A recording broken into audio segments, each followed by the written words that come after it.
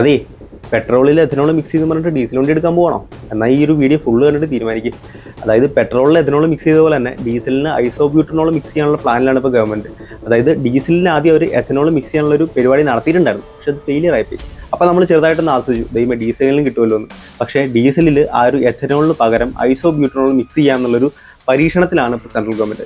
ഇതെങ്ങനെ സക്സസ് ആയി കഴിഞ്ഞാൽ നമുക്ക് 10% ഐസോബ്യൂട്ടനോൾ അടങ്ങിയിട്ടുള്ള ഒരു ബയോഫ്യൂൽ ആയിട്ടായിരിക്കും ഡീസലിൽ ലഭ്യമാവുക. ഇനി ഈ ഒരു സാധനം വർക്കായില്ലെങ്കിൽ അവർ വേറെ ഏതെങ്കിലും സാധനം എടുത്തിട്ട് വരും, അത് ഉറപ്പാണ്.